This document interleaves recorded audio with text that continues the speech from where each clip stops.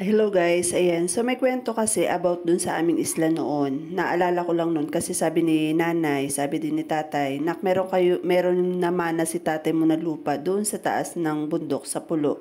Yun nga lang nung pinapasukat ni nanay, hindi natuloy kasi hindi na tinuloy nung magsusukat gawa daw na meron silang nakikitang babae. Hindi ko lang sure kung totoo ba yung kwento na ito.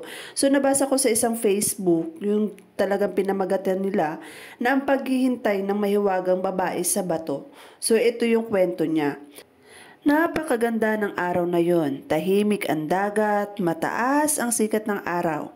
Humuni ang mga ibon, sumasayaw ang mga sanga ng mga puno sa ihip ng hangin. Abala ang may 10 tao sa kinalang ginagawang pagsusukat ng lupang sakahan na aming minana sa aming mga namayapang mga magulang.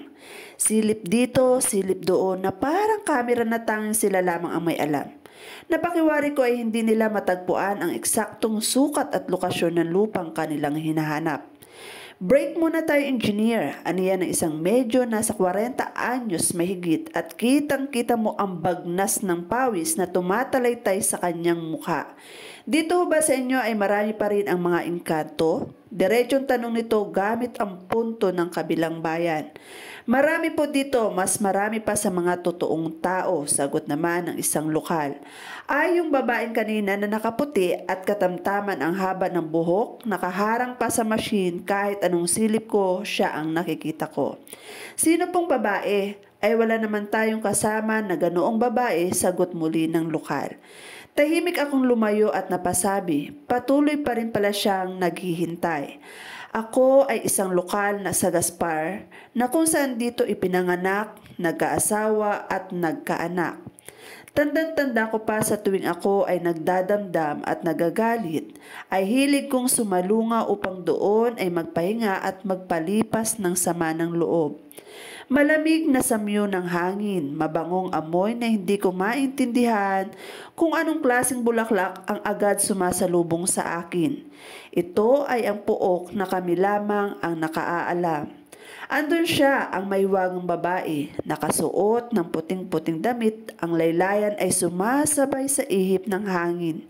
Siya ay nakayuko at kapansin-pansin ang suot niyang sombrerong parang payong na kumikinang sa ulap ng kalangitan.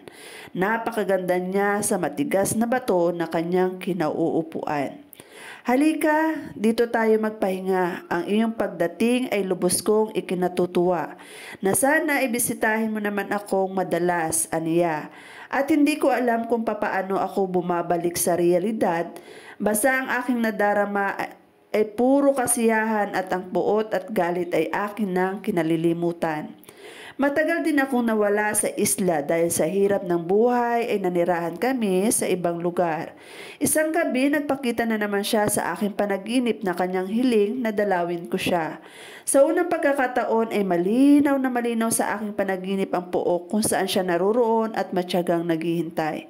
Parang sinasadya naman ang panahon na kailangan kong pumunta ng isla dahil may karamdaman ang aking ina. Dali-dali akong sumalunga at agad hinanap ang pook sa aking panaginip. Nakita ko ang batong kanyang kinauupuan. Ang dati-rati ay buong-buo na tigas, ngayon ay tigpal na sa di ko nalalaman na dahilan.